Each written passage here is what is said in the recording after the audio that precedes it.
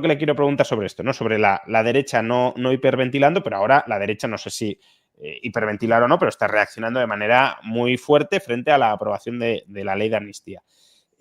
Aquí hay dos temas que son importantes. La primera, ¿hasta qué punto la ley de amnistía considera usted que ataca la separación de poderes? Porque una de sus tesis es que la separación de poderes no existe, es una ficción. Por tanto, no se puede atacar aquello que no existe, pero al mismo tiempo es cierto que la separación de poderes sí existe, es porque la impone la ciudadanía e impone el respeto a esa separación, y en parte sería eso lo que está haciendo o intentando hacer la derecha para que siga habiéndola, ¿no? Es que esto es un tema complejo. Que no hay separación de poderes no es una tesis mía, es una tesis vieja y Sí, es de Anthony de Yashai, la sí, plantea como se llama el Estado, ¿no? Y la plantea, mira, eso no está muy bien, pero no puede ser. También un viejo panfletista que se llama Maurice Joly, en un libro que se llama Diálogo en el infierno entre Maquiavelo y Montesquieu. Es un libro que ya no bueno, se reeditó hace unos años, no sé si es muy leído, pero era una especie de libro maldito en su momento. ¿Y qué decía el viejo Joly? Decía, mire, desde el momento que es un juez, es un funcionario, es muy difícil que sea independiente. Uno, porque si eres un juez funcionario, pues te mueven de sitio y te asciende. Pues si molestas, no se castiga, normalmente se asciende. O te crea un juzgado especial que te quita los casos. Audiencias nacionales, fiscalías, corrupción, que determinados delitos se los quitan al juez natural y se los dan al juez más politizado, ¿no? Al Tribunal Supremo. Juez, digamos que es un juez de excepción, un juez, llame como quiera, no quiere decir que sea ilegal, ni mucho menos, pero estoy diciendo que es un juez, digamos, que trata determinados delitos que no los trata un juez normal, ¿no? Sí. Y después te pueden cambiar la planta, en el sentido que hay temas que te los quitan, te pueden ascender, te pueden mover o te pueden jubilar. Sí. Como hicieron los polacos para acabar con los jueces molestos. Sí. Bajaron la jubilación a los 60 años. Sí. Es decir, que es muy difícil que un juez funcionario sea realmente independiente, porque quien lo mueve o lo cambia, no sin hacer trampa, sin maltratarlo, lo puedes mover, cambiarlo de sitio, puedes cambiar la ley del procedimiento y que sea el fiscal el que instruya, puedes hacer un montón de cosas con él, ¿no? Entonces, realmente la independencia judicial era en los sistemas antiguos que se llama la justicia de Cadí. Y el Cadí tiene que ganarse su prestigio. El Cadí era un juez musulmán, porque es el tipo. Sí. El prototipo, un señor con un turbante, con una barba muy blanca, así como muy santo. Pero tenía un prestigio de santo. Porque yo siempre digo, los jueces son muy competentes y saben mucho derecho, pero no les hacen un examen de moral. Es decir, un ser muy malo, que sea muy estudioso, puede ser juez. Es decir, no tiene que ganar una reputación, simplemente tiene que aprobar unos exámenes y ser muy competente. Y hay gente mala que es muy competente, que es capaz de estudiar y sacar esos exámenes. Eso no quiere decir que sean corruptos, simplemente que no tiene por qué ser un angelito, ¿no? Está claro. Entonces, dentro de los jueces, pues los hay de todo tipo. Los hay como de una forma, los hay de otra. Los hay como más politizados, los hay como más ambiciosos, los hay que quieren ser del Tribunal Supremo, no solo por cobrar más, sino porque tienen como más prestigio o tienen como más caché entre su ambiente. Entonces, porque pasa que los jueces naturales en España, por lo menos, son bastante normales, son bastante serios y así, pero a medida que va subiendo son jueces que derivan de decisiones políticas, ¿no? Derivan de decisiones de algún ministro o de alguna asociación profesional. Las asociaciones profesionales, como sabemos, más o menos están infiltradas. Yo siempre digo, ¿cómo dicen ya los 8 votos de los conservadores y los 7 de los progresistas o los 7 de los... ¿Cómo ya se puede saber a priori lo que van a votar? Yo no leo la prensa todos los días, pero ¿cómo puede saberse eso? Supuestamente que los jueces, la idea, pues están allí leyendo la ley y discutiendo y tal, ¿no? Pero ya parece que el voto ya está dado del día anterior, ya vienen con el voto de casa, sin estudiar la cosa. Por lo menos es lo que veo yo, ¿no? Bueno, confeccionan el argumento para que case con el voto que tienen decidido desde antes, claro, porque es un voto del partido, sí. Yo una vez, creo recordar, una conferencia o un juez así, no lo dice en público, ¿no? Preguntaría, ¿cómo hacen los jueces para tomar decisiones? No, fácil, primero yo decido y después lo justifico. Porque yo soy lo suficientemente hábil para justificar una cosa, ¿no? Sí, claro. Me conozco suficientemente bien la ley para poder argumentar. Para poder justificar, claro, pues digo, no puede ser la ley siendo la misma, 8 jueces digan una cosa y otros 7 digan la contraria, siendo la ley la misma. Sí, no, de hecho, pues el mismo PSOE que decía que la amnistía era inconstitucional, como ahora tiene que decir que es constitucional, pues los jueces que ha nombrado el PSOE argumentarán con base en la Constitución que es perfectamente constitucional y ya lo están empezando a argumentar, ¿no? Hay un debate teórico a mí, pero es muy interesante, con esto del lawfare y estas cosas así, Sí. ¿no? Yo no creo que en España lo haya, por lo menos que no lo haya en la misma medida que otros países, Claro. pero yo creo que en otros países lo hay. Claro, puedo percibirlo. Yo honradamente pienso que por Trump están yendo. A lo mejor me estoy equivocando, pero yo no digo porque no es normal. 4 años después le sacan la sentencia justo antes de empezar las elecciones, cuando pudieron, o sea, que lo procesen ahora y no, es decir, no. Sí. Bueno, es una suposición mía, no lo sé, no soy jurista, no sé cómo es el sistema americano, no sé por el estilo, pero yo veo en otros países lo hay. La pregunta es, hipotéticamente, que yo no digo que en España lo haya, que a lo mejor no lo hay, ¿y si en España lo hubiera? Un grupo de jueces que se construyen un clique o una camarilla y boicotean todo lo que hace un gobierno por cuestiones políticas, ¿qué forma habría de controlarlo? Sí, no, está claro. Porque hay una cuestión. Teóricamente, aunque sea ficticio, por lo menos, por ejemplo, al legislativo lo controla el pueblo a través de las elecciones. El gobierno, el ejecutivo, depende del legislativo. Después vemos que Yassai también decía que es una especie de ficción, porque al final quien controla el partido gobernante controla el ejecutivo, legislativo y judicial. Lo dice Yassai, no lo digo yo. No digan que es un... Y no es para España, ¿eh? Es una cosa que pasa en todo el mundo. No es que los españoles seamos una raza distinta. Los fenómenos, de una forma o de otra, se dan de forma parecida en todo el mundo, en mayor o menor grado, etc. Pero no vayamos a pensar que somos especiales ni que nosotros somos especialmente malos. No. Digo, pero hipotéticamente al legislativo lo controla el pueblo a través de las elecciones. El ejecutivo lo controla el legislativo a través de leyes, comisiones de investigación, mociones de censura, etc. Y los jueces controlan y a los jueces ¿quién los controla? Sí, no digo que lo haya. ¿Y si lo hubiera?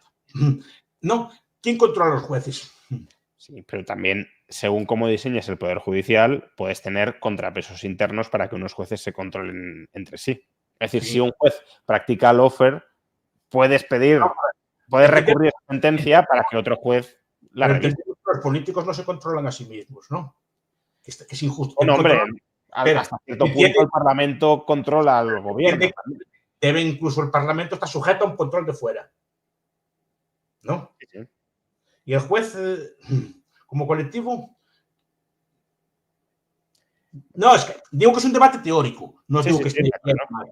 Quiero decir, el juez debería tener un control de fuera, incluso una comisión parlamentaria. No digo que es una cosa que se está debatiendo.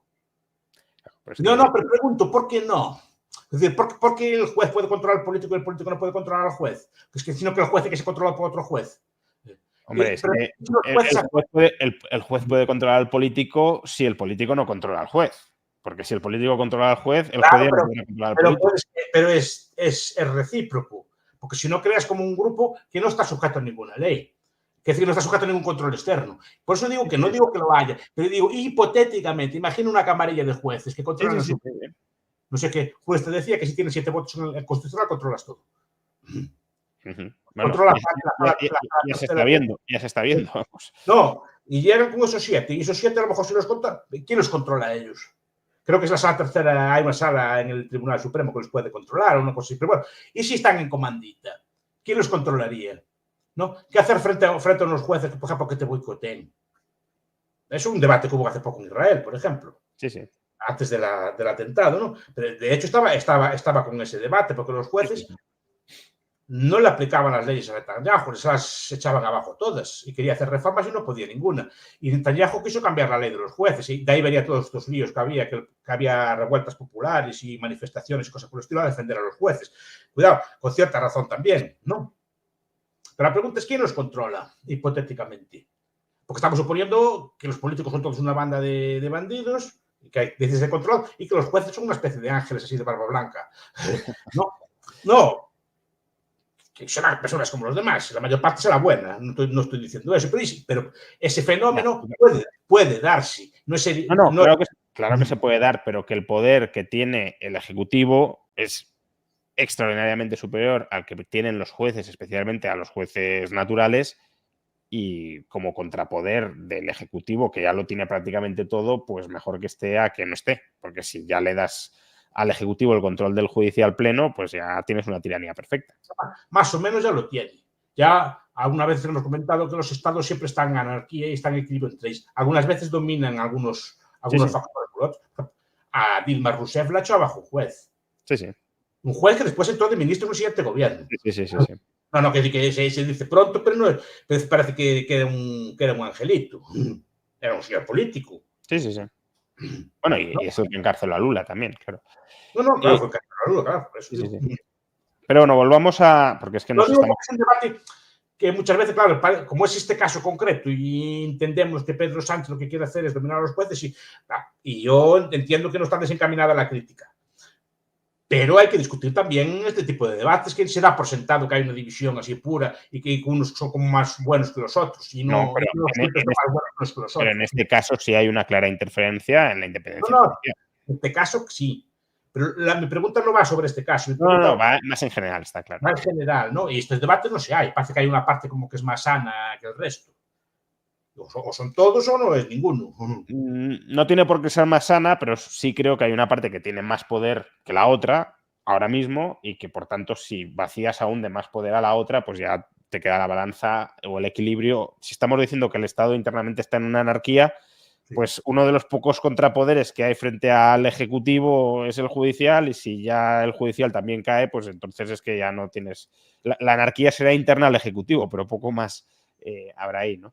No, digo que es un debate interesante, pero claro que sí que esta ley lo que hace, y yo creo que también los jueces se enfadan por ello, porque dice que todo lo que hicieron los jueces es diciendo que no valió para nada.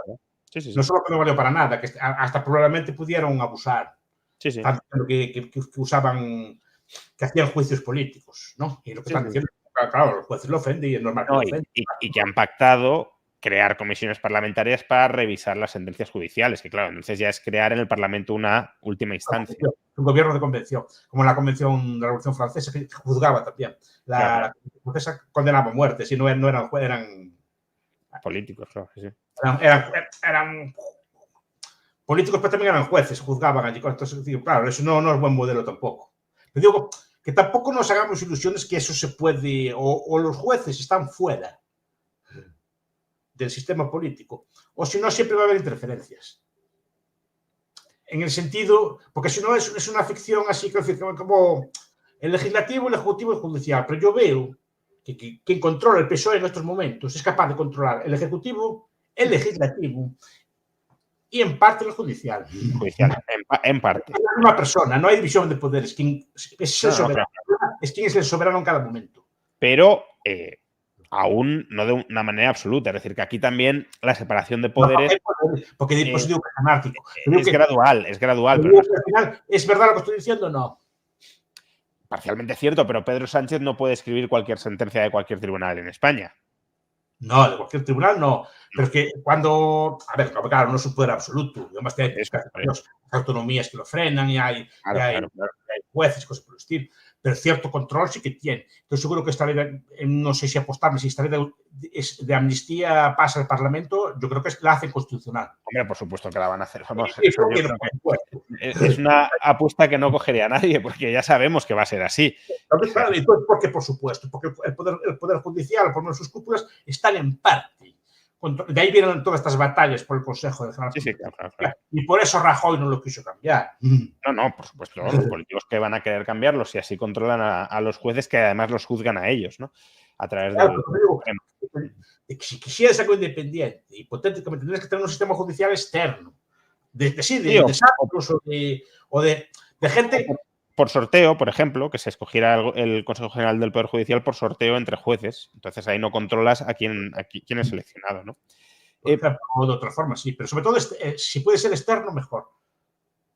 Sí, lo que pasa es que si es externo a través de asociaciones judiciales como las asociaciones... No, externo me refiero a que la judicatura fuera privada. Sé que es una utopía. Bueno, sí, claro. Entonces estamos hablando de otro modelo de Estado.